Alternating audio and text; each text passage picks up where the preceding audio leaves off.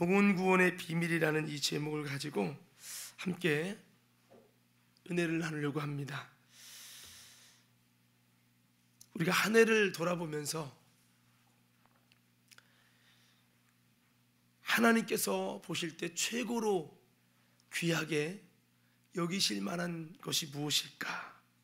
그것은 물론 다른 구원도 있지만 무엇보다도 한 영혼이 하나님의 자녀가 되고 한 영혼이 구원받는 것, 이것이 하나님께서 보실 때는 다른 어떤 구원보다도 최고의 구원인 것은, 예수님이 이 땅에 오신 것은 우리가 물론 이 땅에서 주님이 주신 은혜 안에 평안하게 살고 하나님의 자녀다운 삶을 살게 하는 것도 목적이지만, 무엇보다도 이 썩어져 가는 육체를 위해 오신 것이 아니라 썩지 아니하고 영원히 살 우리의 영혼을 위해서 주님이 이 땅에 오셨고 피 흘리셨고 십자가에 죽으셨다는 거예요.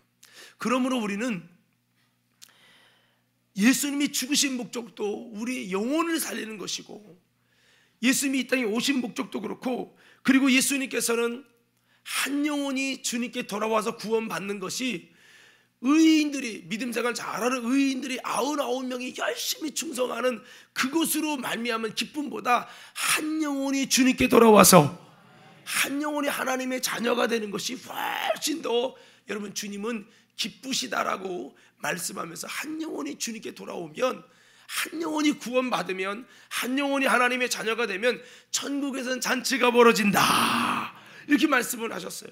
그러니까 우리가 이 말씀들을 종합해 볼 때 한 영혼이 알곡되고 천국 백성이 되는 이 사건, 한 영혼이 구원받는 영혼 구원의 사건이 얼마나 귀중하고 얼마나 소중하냐라는 것을 우리가 깨닫게 됩니다. 그래서 오늘 우리는 이 말씀을 통해서 하나님의 이 영혼 구원의 귀중한 역사에 대해서 기록되어 있는 말씀이 오늘 우리가 읽은 본문의 말씀이거든요. 그래서 이 말씀을 통해서 우리 함께 좀 은혜를 나누려고 하는데요. 여러분, 오늘 말씀에 보면 얼마든지 소외될 수 있는 유대인이 아닌 이방인, 이 이방인 에디오피아 여왕인 간다게라는 여왕이 있었는데, 그 여왕의 내시였습니다. 이 내시가 오늘 말씀에 여러분 제가 말씀을 증거하는 내용의 아주 중심이 되는데, 이 에디오피아의 여왕인 간다게라고 하는 여왕의 내시인데, 이 내시는 국고를 맡은 아주 큰 권세와 여러분 힘을 가진 사람이죠. 이 사람이 오늘 성경에 소개되고 있습니다. 유대인도 아닙니다. 그런데 오늘 이 사람이 어떻게 유대교 신앙에서 그리스도를 믿는 복음의 구원을 얻고 그 복음을 받아들여서 하나님의 영혼 구원의 역사가 이루어졌는지, 이 비밀이 오늘 성경 말씀에 이 소개가 되고 있다는 겁니다. 그래서 오늘 이 말씀을 통해서 이 어떻게 보면 예수님을 전혀 믿지 않는 유대인 신앙이 어떻게 하나님의 구원이, 예수 그리스도의 복음을 통해서 하나님의 구원이 임하게 되고 이 구원의 역사가 이 사람에게 일어나는가, 이거를 가만히 살펴보면서 오늘 저와 여러분의 인생에도 이런 오늘 내시와 같은 하나님의 구원의 역사가 여러분의 삶에도 임하게 되기를 예수님의 이름으로 축복합니다. 자, 그렇게 되길 바라요. 우리 옆 사람에게 한번 손을 꽉 쥐면서 이렇게 한번 인사해 볼까요? 영혼 구원의 역사가 성도님에게도 아름답게 이루어지기를 바랍니다. 자, 그럼 이 간다게 내시에게 왜 어떻게 이렇게 구원의 역사가 임하게 됐는가? 이것이 여러분 우연일까요? 영적 세계는 절대 우연이 없어요. 우연이 아니에요. 여러분, 사도 바울이 다메섹에서 주님을 만나죠. 그 우연일까요? 절대 우연이 아니에요. 그가 구원받기 위해서 누군가는 대신 매를 맞고 돌을 맞아 피를 흘려 죽고 주의 복음을 증거한 스데반이 있었다고요. 절대 여러분, 저절로 여러분들이 이곳에 앉아있다 생각하면 안 돼요. 절대 여러분들이 예수님의 구원의 역사, 구원의 일을 행하시는 이 주님의 전에 또 주님의 복음을 들을 수 있는 이 현장에 있는 것이 절대 저절로 된 게 아니에요. 여러분, 어떤 비밀들이, 어떤 수고들이, 어떤 희생들이 있었는데, 오늘 여러분, 이 사람은 어떻게 해서 이런 놀라운 구원의 역사가 그에게 은혜로 임하게 됐을까? 한번 따라해 봅시다. 우리 영적인 세계는 결코 우연이 없다. 그래서 어떻게 해서 이런 은혜가 임했을까? 구원의 역사가 임했을까? 영원 구원의 역사가 임했을까? 이것을 살펴보면서 자, 우리가 은혜를 나누려고 합니다. 자, 오늘 성경 말씀을 보니까 첫 번째 우리가 살펴볼 수 있는 것은 이 내시가 왜 이런 은혜를 입었는가 한번 살펴봅시다. 우리 26절부터 27절까지 먼저 읽을 거예요. 26절부터 27절까지요. 다 같이 읽겠습니다. 시작.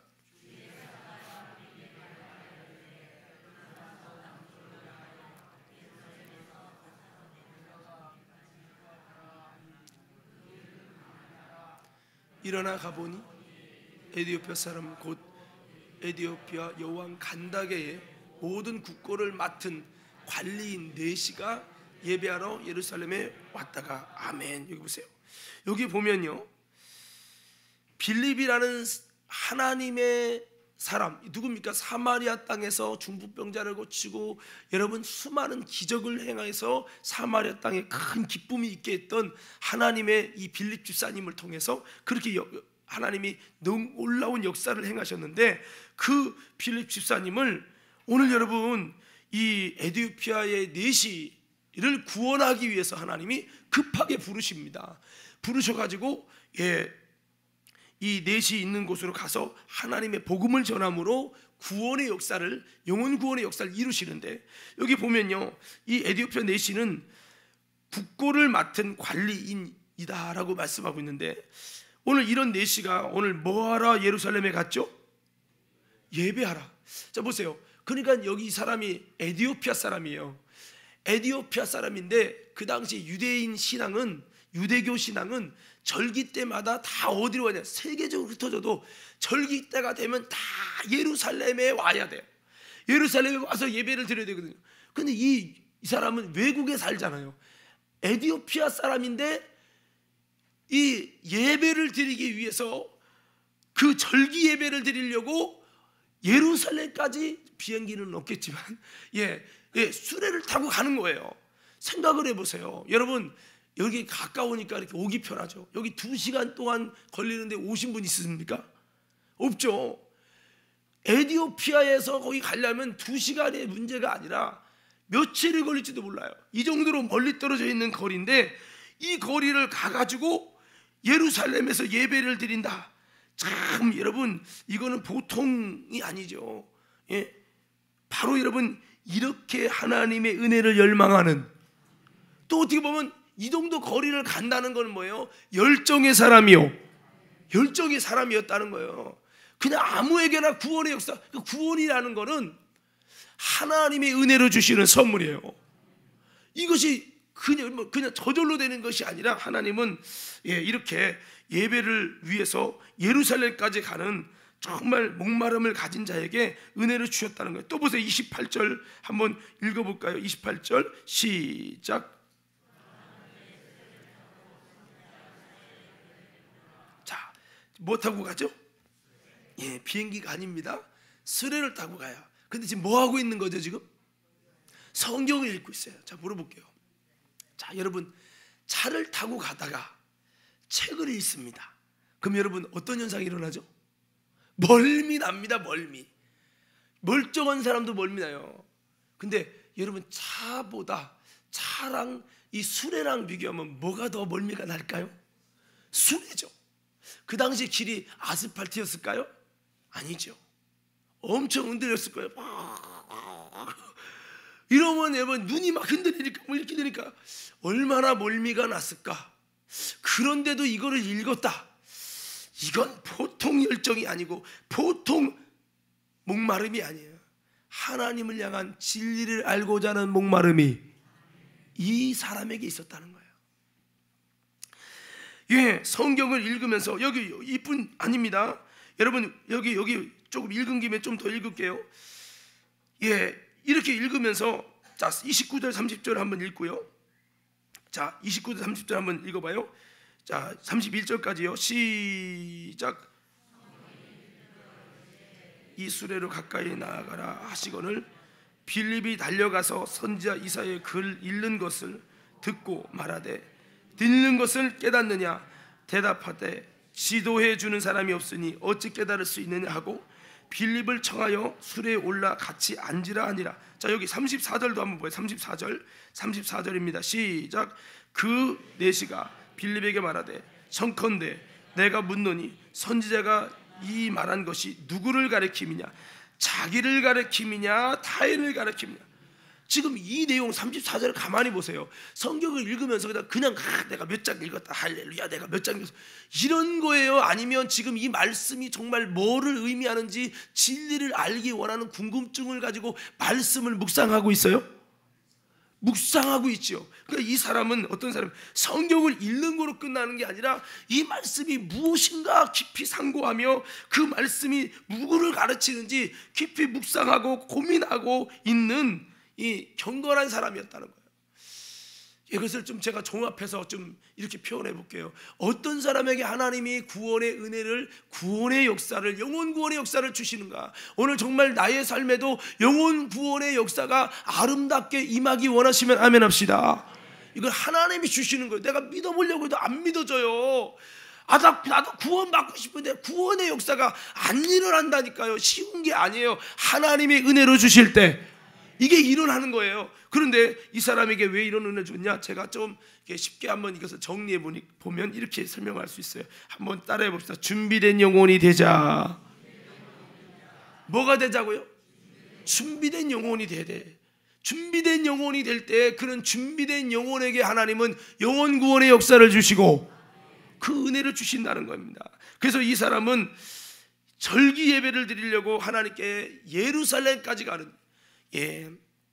다른 나라에서 사는데도 예루살렘까지 멀리 가는 열정의 사람, 하나님께 대한 목마름을 가진 사람이었습니다. 또 여기서 끝나지 않고 오면서 불편한 수레에서 성경을 읽고 있었던 사람이고, 더 나아가서 그 성경 말씀이 과연 무엇인지 궁금해하고 깨달으려고 하는 묵상하는 사람, 경건의 사람이었다는 거죠. 이거를 한마디로 말하면 준비된 영혼. 오늘 또 여러분 어떤 사람에게 하나님의 구원, 영혼 구원의 역사를 주십니까? 이렇게 여러분 열정과 예배드리는 열정과 예배하는 열정, 그리고 말씀의 궁금함 가지고 목마름을 가지고 나아가는 준비된 그 영혼에게 하나님은 구원의 은혜를 주시고 역사하신다는 거예요. 하나님께서 그가 성경을 백날 열정 갖고 읽어도 말씀을 묵상하려고도 그 스스로 알 수 없는 거예요. 스스로 구원에 도달할 수 없기 때문에 하나님께서는 그에게 이제 구원의 은혜가 임하도록 구원의 진리를 소개할 수 있는 하나님의 사람, 성령의 사람 빌립을 그에게 붙여주셔가지고 이제는 깨달을 수 있도록 그 진리의 복음을 구원할 수 있는, 구원의 은혜가 임할 수 있는 그 복음을 들을 수 있도록 구원의 비밀을 깨달을 수 있는 하나님의 사람을 붙여줘가지고 이제 여러분 이 구원의 비밀을, 구원의 진리를 전해줬고, 이 구원의 복음을 들을 때 그가 이제 그 말씀을 여러분 은혜롭게 능력으로 성령으로 들어가지고 이제 영접하고 구원을 받게 됐다는 거죠. 그래서 저는 오늘 먼저 여러분에게는 부탁을 드립니다. 어떤 부탁이에요? 이 중에는 목사님 저는 교회 다녀도 글쎄요 영혼 구원 받은 걸 모르겠어요. 구원의 뭐 역사가 있다는데, 구원의 은혜가 있다는데 나는 그런 걸 체험한 적도 없고 경험한 적도 없어요. 이런 분들이 있다면 여러분 무엇을 해야 되냐면 준비된 영혼이 되자. 더 크게 아멘 하면 좋을 것 같아요. 준비된 영혼이 되자. 준비된 영혼 무엇입니까? 성경에 보니까 이런 경우들이 여러 사례가 소개돼요. 성경에 보니까 여러분 사도행전에 고넬료라는 사람이 있죠. 그는 이방인입니다. 백부장입니다. 그런데요 하나님 앞에 얼마나 기도했는지 성경이 이렇게 소개합니다. 그는 하나님께 항상 기도하는 사람이었더라. 기도 시간을 정해놓고 항상 기도하는 그런 사람이고, 또 그가요 이웃을 사랑해서 자기의 소유를 가지고 많은 사람을 구제하는 사람, 이런 사람이었다.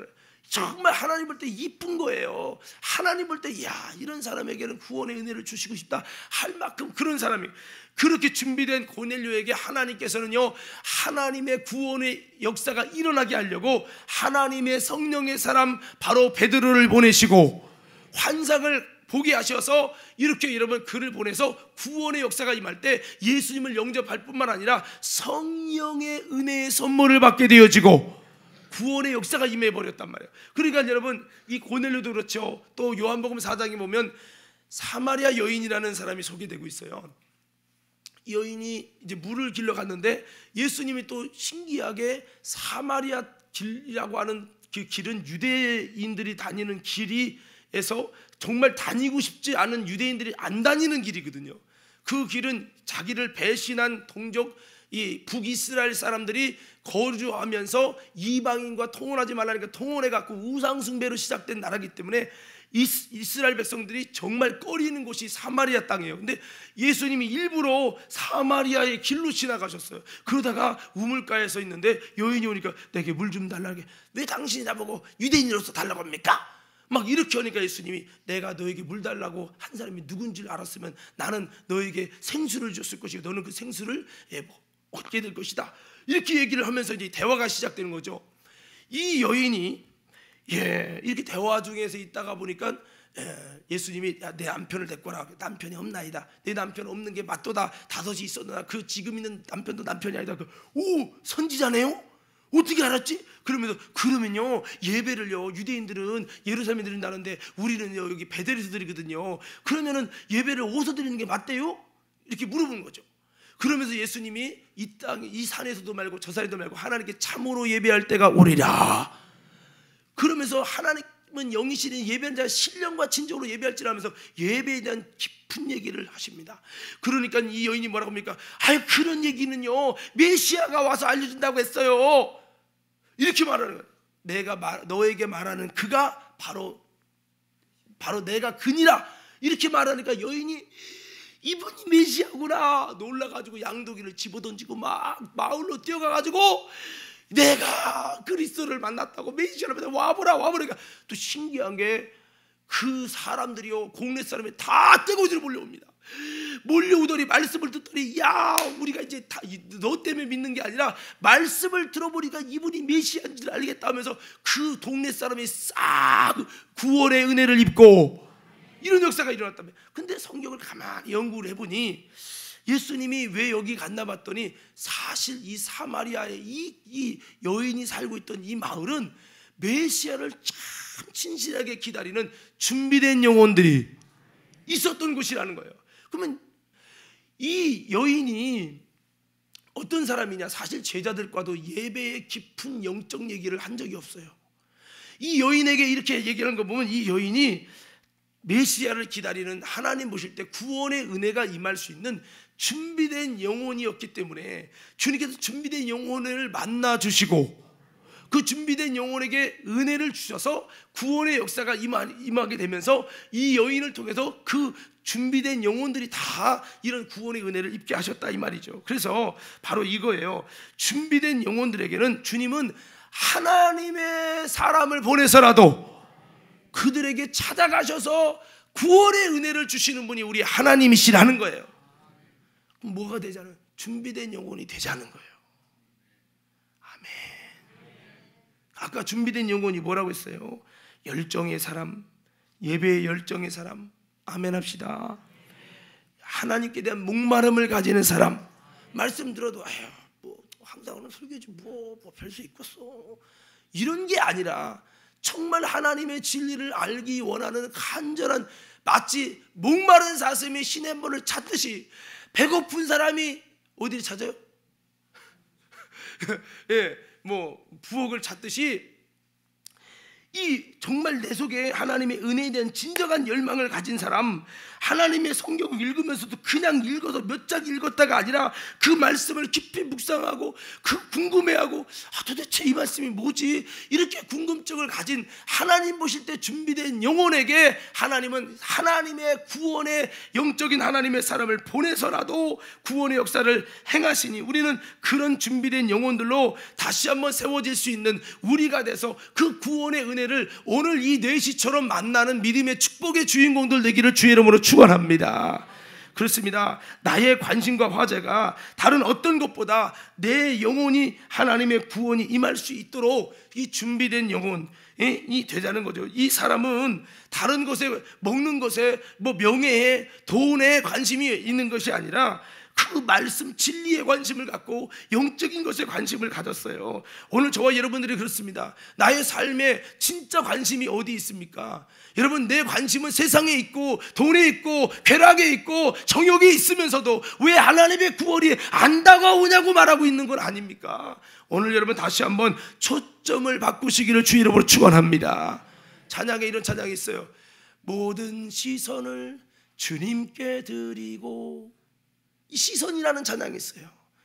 여러분, 오늘 이 시선이 다시 한번 예수님에게, 또 여러분 놀라운 하나님께 집중되기를 주의 이름으로 축복합니다. 자, 그래서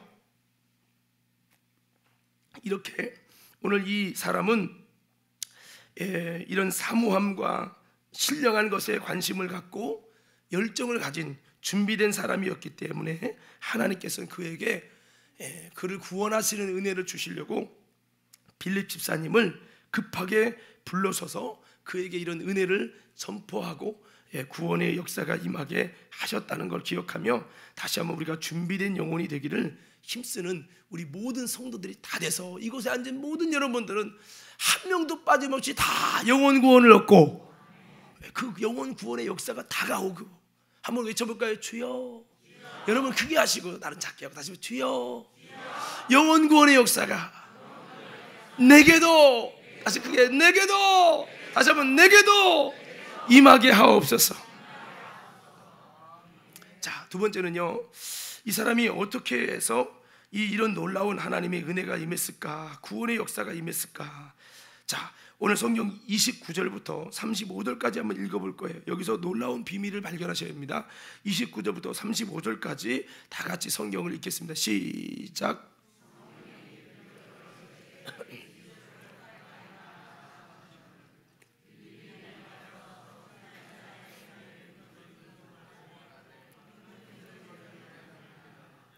대답하되 지도해 주는 사람이 없으니 어찌 깨달을 수 있느냐 하고 빌립을 청하여 수레에 올라 같이 앉으라 하니라.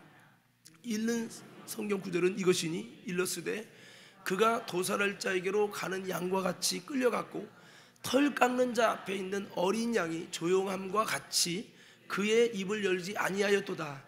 그가 굴욕을 당하였을 때 공정한 재판도 받지 못하였으니 누가 그의 세대를 말하리요. 그의 생명이 땅에서 빼앗김이로다 하였거늘. 그 내시가 빌립에게 말하되 청컨대 내가 묻노니 선지자가 이 말하는 것이 누구를 가리킴이냐, 자기를 가리킴이냐, 타인을 가리킴이냐. 빌립이 입을 열어 이 글에서 시작하여 예수를 가르쳐 복음을 전하니. 아멘. 잡으세요. 여기서 여러분 조금 눈썰미 있는 분들은 보셨겠지만, 자, 여기서 보면은 이 내시가 지금 뭐 하고 있었다고 했죠? 성경을 읽을 수 있어요. 자, 근데 그 성경 중에서도 여기 이 내용이 이사야 글이에요. 이사야 글. 이걸 좀 더 정확히 구절로 말하면 이사야서 53장을 읽고 있었던 거예요. 그러면 여러분 이 이사야서 53장 이 내용은 누구에 관한 이야기죠? 그렇죠, 그렇죠. 우리는 알죠. 도살자에게 끌려가는데 입을 열지 않고 여러분 조용했다. 그리고 굴욕을 당할 때 공정한 재판을 받지 못했다. 참 억울한 재판을 받았다는 거예요. 누가 그의 세대를 말하리요. 그의 생명이 땅에서 뺏겼다. 억울한 재판으로 억울하게 십자가에 죽었다. 뭐 십자가라는 말을 쓰면 없었지만 이렇게 됐단 말이에요. 이게 누군지 우리는 알잖아요. 자, 여러분 이것이 뭐냐면 예수님의 십자가에 관한 얘기거든요. 그러니까 제가 말씀드리고 싶은 건 이거예요. 언제 하나님께서는 구원의 역사를 강력히 진행하셨냐는 거예요. 바로 그가 복음의 십자가 복음에 그 접근할 때였다는 거죠. 그러니까 뭡니까? 그가 예루살렘에 와서 하나님께 예배할 때 하나님의 구원이 임하지 않았어요. 예배할 때 그들에게 구원이 임한 게 아니에요. 유대교 예배드리고 절기 예배드릴 때 하나님의 구원이 임할 수 있는데 그렇게 임하지 않았어요. 안 했어요. 돌아올 때, 그것도 뭐 할 때? 이사야서에서 예수 그리스도의 십자가의 죽음에 대해서 깨달으려고 할 때, 그때 여러분 놀랍게 여러분 이 빌립이 다 하나님이 이것을 아시고 예측하시고 여러분 미래를 아시는 주님이 빌립을 딱 빨리 급하게 보내게 해가지고 여러분 그렇게 딱 만나게 된 거거든요. 그러니까 이것을 제가 이렇게 한번 정리를 해봐요. 어떤 자에게 하나님의 영혼 구원의 역사를 주시는가? 십자가의 복음을 깨달으려고 하는 자에게 주신다는 거예요. 할렐루야. 이 십자가 복음이 굉장히 중요한 거예요. 그래서 우리가 그 복음에 접근하며 그 복음을 묵상하고 그 십자가의 죽음, 예수님의 십자가의 죽음을 내가 좀 더 알기를 원할 때 그 구원의 역사를 하나님은 강력하게 허락하셨다는 거죠. 사도 바울이 아덴에도 복음을 전하는데 철학을 한 사람들이 그들은 복음에 예수의 십자가에 관심이 없어요. 그들은 오직 철학에 관심이 있어요. 그러니까 말 돌려가지고 깊이 뭔가 여러분 사색하고 그런 철학적인 그 말을 하니까 이 바울이 전공이 뭐냐? 철학이거든요. 여러분 로마의 왕 중에 이 아수도가 그랬어요. 야, 너는 너무 많이 배운 학문이 너를 미치게 했도다. 이렇게 말을 할 만큼 바울은 철학의 깊은 조예를 가진 사람이거든요. 가말리엘 문화생이면서. 그러니까 여러분 자기 전공 분야가 나오니까 그래, 이 철학을 통해서 예수님의 복음을 확실하게 한번 증명해보자 해가지고 철학적으로 돌아가서 싸움을 한 거예요. 그래서 바울이 여러분 거뜬히 이겼어요. 그래서 설득을 잘한 줄 알았더니 사람들이 그곳에서는 단 한 명도 복음을 영접하고 구원의 역사가 일어나지 않았습니다. 유일하게 바울이 간 곳 중에 교회를 세우지 못한 곳이 어디냐면 아덴이에요. 바울이 머리를 극적하면서 이상하다 이게, 나는 분명히 말도 잘하고 내가 똑똑하게 잘 설득을 했는데 왜 한 사람도 예수 믿는다는 사람이 없고 한 사람도 그 복음을 영접하는 사람이 없지 하면서 고민하다 보니까 바울이 깨달은 게 있어요. 그때서 그가 아는 게 뭐냐면 하나님의 구원의 역사는 아름다운 말에 있는 게 아니구나. 그러면서 말합니다. 십자가의 도가 여러분 멸망하는 자들에게는 미련한 것이고 어리석은 거지만 구원을 받는 자들에게 하나님의 능력이 됨이라. 이 십자가의 도는 미련해 보이지만 십자가를 전해야 되는구나. 그래서 고린도 2장에 내가 너희들에게 나아갈 때 고린도 교회에 가서는 이제 후회하는 마음으로 아덴의 실패를 경험만 삼아서 내가 너에게 아름다운 사람의 말로 하지 않는다. 말이 중요한 게 아니라 이것이 주님이 구원의 역사를 행하시는 능력이 나타나야 되는데 그 비결이 뭐냐? 그래서 나는 이제부터 철학 다 때려치고 예수님의 십자가와 그 예수 그리스도 외에는 다른 어떤 것도 알지 않기로 작정하였노라. 이걸 바꿔 말하면 십자가와 예수에게만 집중하기를 원한다, 이 얘기요. 왜 그렇습니까? 그 십자가에 집중할 때 하나님의 놀라운 구원의 역사가 도달한다는 거예요. 오늘 우리들도요, 다시 한번 내가 영혼 구원의 은혜가 임하길 원하거든 예수님의 십자가의 복음에 집중하고 그 십자가의 복음을 더 깊이 깨달으려고 하는 마음을 가질 수 있기를 주님의 이름으로 축원합니다. 이거를 해야 된다는 거죠. 이거를. 그렇습니다. 오늘 그가 읽었던 이사야서 53장, 이것은 예수님의 십자가의 복음입니다. 그냥 단순히 예수님은 하나님의 아들이다 이런 얘기가 아니에요. 예수님이 어떻게 십자가를 졌는지, 어떻게 고난을 받았는지에 관한 말씀이에요. 그래서 제가 십자가 복음이라고 말씀을 하고 있어요. 여러분 구약에서도 성경을 이렇게 말씀하고 있지요. 이스라엘 백성들이 불평하다가 불뱀에 물리게 됩니다. 이를 통해서 수만 명이 죽었어요. 광야나 그 더운 열대지방의 뱀은요 엄청 독해서 5분 안에 죽어요. 그러니까 그들이 불평하는데 하나님께서 불뱀을 보내셔가지고 여러분 수만 명이 불뱀으로 죽으니까 모세에게 모세야 이러다 다 죽겠다 어떻게 좀 해봐. 그러니까 이제 하나님께 기도합니다. 하나님께 기도했더니 하나님이 뭐라고 합니까? 장대에다가 이렇게 이 뱀을 구리로 만들어 가지고 이렇게 안 그려지네. 이렇게 구리로 이렇게 달라오는 거, 이렇게 달라는 거예요. 매달라. 그리고 이것을 쳐다보는 자는 살리라. 그러는 거예요. 그게 무슨 소리가 봤더니 보세요. 장대는 바로 십자가를 의미하고 이 뱀은 사탄을 의미하잖아요. 사단인데 사단은 사단인데 놋뱀입니다. 놋뱀. 놋이라는 것은 고난을 의미합니다. 그래서 여러분 번제단이 놋단이잖아요. 그 번제단이란 놋단은 예수님의 십자가의 고난과 죽음을 의미해요. 그래서 놋은 망치를 쳐서 만드는 거기 때문에 고난과 순환을 의미해요. 그러니까 뱀이 놋뱀입니다. 불뱀이 아니라 놋뱀은 뱀이 고난받는다는 거예요. 사탄이 고난받는다는 거예요. 뭐해서? 나무에 달려서. 이게 뭐예요? 나무에 달려서 사탄이 고난받는 게 뭐죠? 십자가. 뭐라고요? 십자가요. 십자가는 뭡니까? 예수님이 달리셨어요. 그런데 예수님이 달릴 때 예수님만 달린 게 아니라 우리를 죄짓게 한 이 마귀, 뱀, 이 사탄이를 매단 것이요, 사탄 마귀를 저주한 것이요. 그래서 여러분 이 장대에 매달려 눈으로 볼 때는 예수님인데 영안으로 보면 사탄이 저주받은 것이 십자가라. 예수님이 죽으심으로 고난당함으로 사탄을 저주하시고 한 게 십자가란 말이에요. 나의 원수, 나를 죄짓고 지옥 가게 하는 원수인 사탄을 여러분 이렇게 매달아서 저주한 것이 십자가라는 거예요. 요한복음 3장 10절에서 15절에 보면 모세가 광야에서 뱀을 든 것 같이 인자도 들려야 하리니 이는 저를 믿는 자마다 영생을 얻게 하려 하심이니라. 예수님이 대신 그렇게 달리셔서 이렇게 마귀를 저주하시는 십자가를 통해서, 뱀을 고난받게 하는 십자가의 저주를 통해서 누구든지 예수를 믿으면 살리라, 이거를 이루셨다는 거예요. 근데 구약에 놋뱀을 달았어요. 바라보면 살리라.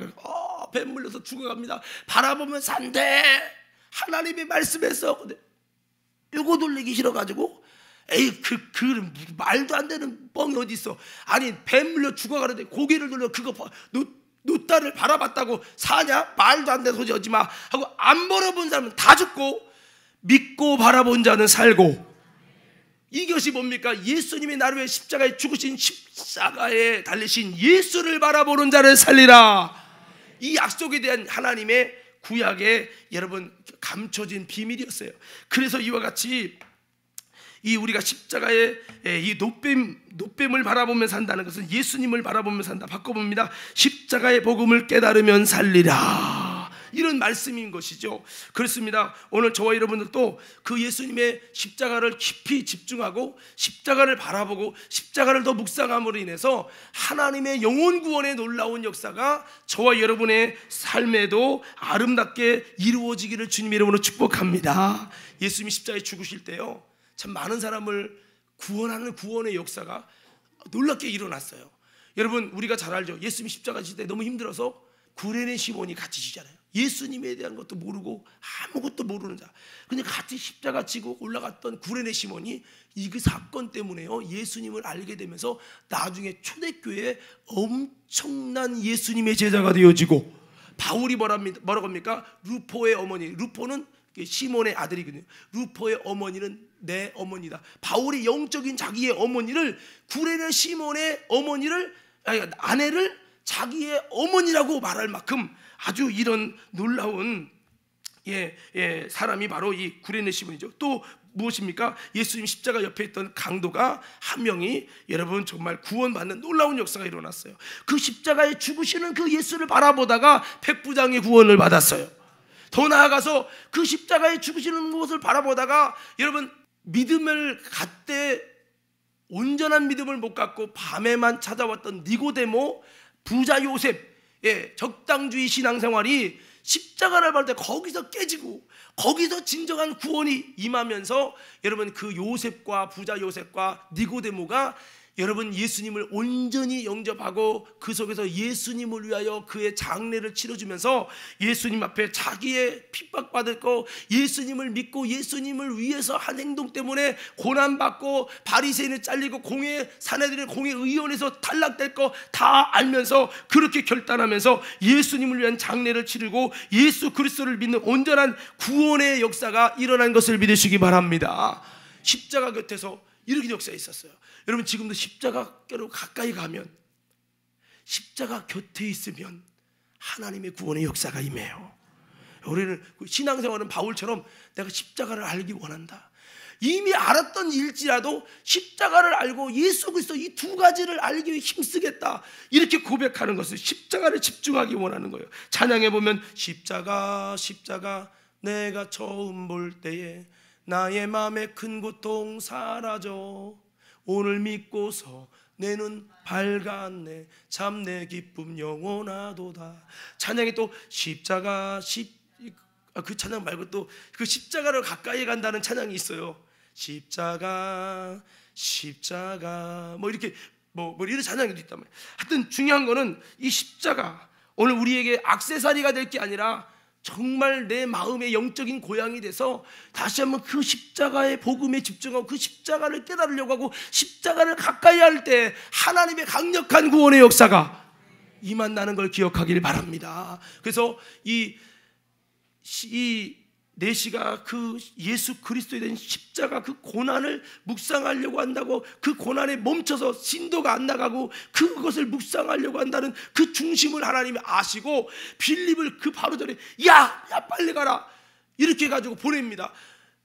귀왕이면 예루살렘에 있을 때 예배할 때 보내서 은혜 받게 하면 좋잖아요. 그렇게 안 해요. 그러나 언제 예수 그리스도의 십자가의 고난의 죽음에 대해서 묵상하려고 하는 그 타임을 위해서 주님은 빌립을 팍 보내가지고 급하게 보내서 그렇게 여러분 만나게 하시고 그 순간에 예수를 딱 전해가지고 그분이 바로 예수라고 이 예수님의 십자가에 대해서 쫙 설명하면서 여러분 그가 구원의 은혜를 입게 하신 것을 믿으시기 바랍니다. 그래서 우리는 주님께서는 이렇게 십자가를 통해 하시는데, 여기 보면 예수님에 대해서 보였죠. 그가 도살자에게 가는 양과 같이 끌려갔고, 왜 끌려갑니까?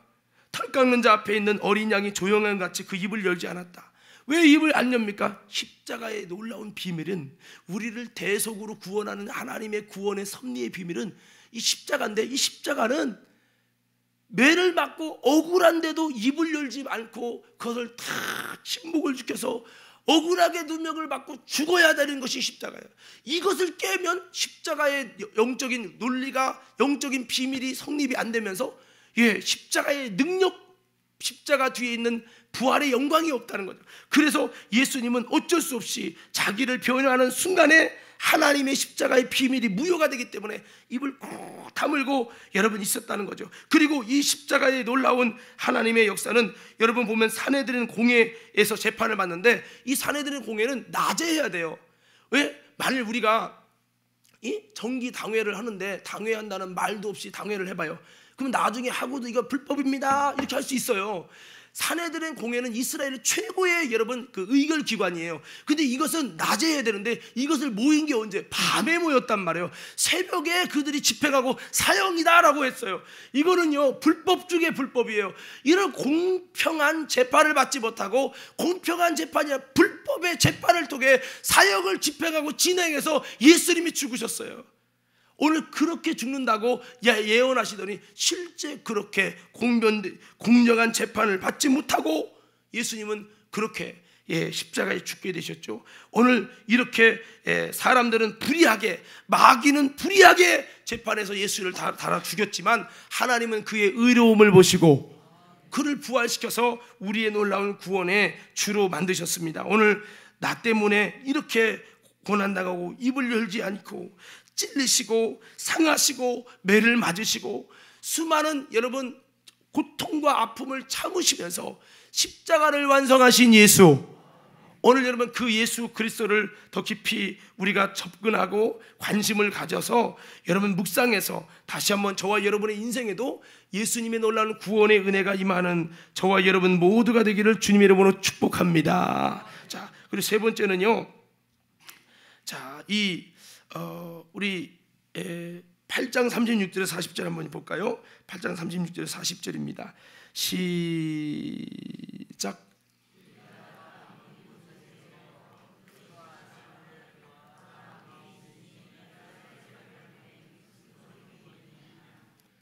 이에 명하여 수레를 멈추고 빌립과 네시가 둘 다 물에 내려가 빌립이 세례를 베풀고 둘이 물에서 올라올새 주의 영이 빌립을 이끌어 간지라. 네시는 기쁘게 귀를 감으로 그를 다시 보지 못하니라. 빌립은 아소도에 나타나 여러 성을 지나 다니며 복음을 전하고 가이사랴에 이르니라. 아멘. 자, 이 세 번째 여러분이 말씀드리고 싶은 거는 뭐냐면, 죄와 이혼하고 예수님과 연합하는 세례의 결단이 있어야 됩니다. 이거예요. 신앙은 결단인데요. 오늘 이 내시가 복받은 놀라운 비밀 중에 하나가 바로 머뭇거리지 않고 과감한 결단했다는 거죠. 여러분 보세요. 청력전도주일에 오는 것도 어느 정도 결단이잖아요. 그죠? 불신자들 오는 것도 결단이죠. 왔을 때 그 80명, 100명이 왔다 쳐도 그 중에서 예수 믿을 분 손 드세요. 그러면 손을 들어야 안 들어요? 잘 안 들잖아요. 그것도 많은 결단이거든요. 그렇게 결단해서 20명이 들어왔다 칩시다. 20명 중에 진짜 등록해서 교회 다니는 사람은 반밖에 안 돼요. 진짜 등록해서 교인이 되겠다고 하는 그 결단은 또 힘든 거예요. 그렇게 결단된 사람들 속에서도 세례 받는다? 이거는 또 더 힘든 거예요. 그러니까 이것이 결단에 의해서 되는 건데, 초대교회는 결단하는 세례의 결단은요, 죽음을 각오해야 됐어요. 그리고 우리처럼 쉽게 주는 게 아니라 참 많은 과정을 통해 주셨어요. 그렇기 때문에 이 세례가 참 힘든 건데, 오늘 이 사람은 자기가 또 언제 이렇게 이 사람을 만날 수도 없고, 그리고 이 말씀을 듣다 보니까, 야, 내가 예수님과 연합돼야 되겠다. 내가 정말 예수님과 연합되고 죄를 미워하고 이혼해야 되겠다. 그리고 내가 예수님을 통해서 새로운 출발을 해야 되겠다. 이제 이렇게 작정하면서, 그렇게 할 때 믿고 세례를 받는 자는 구원을 받을 것이요, 막 이렇게 복음을 전하니까, 그럼 나도 세례 받아야 되는데 하면서, 저기 물이 있는데 저기 가서 세례 받으면 안 되냐고 이렇게 과감하게 결단할 때에 이 사람이, 여러분, 놀라운 하나님의 구원의 역사가 임한 것을 믿으시기 바랍니다. 자, 보세요. 성경의 마가복음 16장 15절 16절을 보면요, 믿고 세례를 받는 자는 구원을 받을 것이요, 이렇게 돼 있어요. 너희는 온천에 다니면 만민에게 복음을 전파하라. 믿고 세례를 받는 사람은 구원을 얻는다. 왜? 그 당시 세례 받는 게 많은 결단이거든요. 진짜 예수의 믿음을 가질 때 할 수 있는 게 세례 받는 거기 때문에, 이렇게 결단하는 사람은 구원을 받을 것이요, 이렇게 말씀하고 있어요. 물론 세례가 구원이라고 말할 수는 없지만, 여러분, 이렇게 결단하는 사람에게 주님께서는 구원의 은혜를 주신다는 거예요. 제가 여러분 전에 한번 말씀드렸었는데, 아프리카를 선교를 갔다 오다가 도중에 비행기가 이제 중간에 이렇게 딱 한번 내려가지고 섰다가 우리가 이게 내렸다가 다시 갈아타는데, 거기 내린 곳이 에티오피아였어요. 제가 에티오피아에 내렸는데, 저는 아프리카 사람들 에티오피아 사람도 있고 뭐 많잖아요. 그냥 그런 줄 알고 있다가 심심해가지고 그냥 갔다 오면서 선물 하나도 안 사서 아내가 선물 사야 되나? 옆에 목사님이 선물 산다고 막 옷을 보고 그러길래 나도 한번 이렇게 봤어요. 봤더니 이슬람 옷인 것 같더라고요. 그래서 내가 물어봤어요. 여긴 이슬람 믿어서 이렇게 옷이 이슬람 이게 종교성이 들어간 거죠? 그랬어 내가. 그랬더니 그분이 우리 이슬람 안 믿어요. 그런 거예요. 뭐 믿어요? 그러면 천주교 믿죠? 그랬더니 천주교 안 믿네. 뭐 믿냐? 기독교래. 여기가 기독교예요? 그랬더니 우리나라는 다 기독교를 믿는다는 거예요. 그래서 이상하다. 기독교 믿나 봐 여기가. 그리고 머리를 극적극적하고 가만히 생각해 보니까 이 성경 구절이 생각나는 거예요. 이때 에티오피아 국고를 맡은 권세를 가진 이 내시가 세례까지 받고, 이러고 그 나라에 가서 복음을 증거해 가지고 에티오피아 나라가 기독교 국가가 된 것을 믿으시기 바랍니다. 그러니까 하나님이 이 권세자 한 명이 예수님을 영접하고 구원받음을 통해 십자가에 집중하고 준비된 이 영혼이 구원받으면 너무 좋겠다 해서 빌립을 부르시는데, 가사로 가는 그 길은 광야라는 거예요. 광야, 아주 힘든 길입니다. 광야 길인데도 그 어려운 길을 가서 하나님의 종을 고생시켜서라도 그 영혼을 구원하기를 원하시고 그러셨다는 거예요. 그래서 오늘 여러분 이렇게 결단하는 이 사람에게 여러분 물로 세례를 받고, 정말 이 다음에 이 에티오피아가 놀라운 하나님의 구원에 아마 대한민국보다 비교할 수 없도록 그 나라는 많은 사람들이 그리스도를 믿는 나라가 됐는데, 오늘 여러분 이것을 보면서 저는 다시 한번 준비된 영혼, 그 다음에 여러분 무엇입니까? 십자가의 복음을 깨달으려고 하는, 십자가의 복음에 집중되는 사람, 그 더 나아가서 하나님 앞에서 세례, 힘들지만 세례에 이런 결단을 하는 결단력 있는 신앙 위에 하나님은 구원의 은혜를 주시고 역사하신다는 거죠. 그래서 오늘 말씀을 마무리합니다. 한 해를 돌아보면서 저와 여러분들이 결단하지 못하고 머뭇거리다가 지나간 일 많이 있지 않습니까? 오늘 다시 한번 결단하는 신앙인에게 놀라운 하나님의 은혜를 주신다는 걸 기억하며 다시 한번 이번은 한 해를 돌아보며 이제라도 다시 한번 결단하는 아름다운 은혜가 우리 모두에게 있기를 간절히 소원합니다. 여러분, 오전 예배만 드린 자에게 오후 예배도 드릴 수 있는 결단이 있기를 바라고, 새벽 예배 안 드린 자에게 새벽 예배 드릴 수 있는 결단도 있기를 바라고, 충성하지 않는 자에게 충성할 수 있는 결단도 있기를 바라고, 기도하지 않는 자에게 기도하겠다는 결단이 저와 여러분에게 있어지기를 간절히 축복합니다. 그래서 이렇게 여러분, 하나님은요 정말 하나님 앞에 준비된 영혼들에게 이렇게 복음을 가르치시고 구원의 역사를 주시고 또 그 복음을 여러분 은혜로 이렇게 받고 결단할 수 있는 놀라운 은혜를 주셔가지고 한 영혼의 구원의 역사를 행하신다는 것을 기억하며 오늘 다시 한번 우리도 이런 내시 같은 아름다운 준비된 영혼 돼서 하나님의 구원이 임하기를 원합니다. 우리 성경 구절 한 군데 자꾸 마칠게요. 요한복음 6장, 자 6장 45절 시작.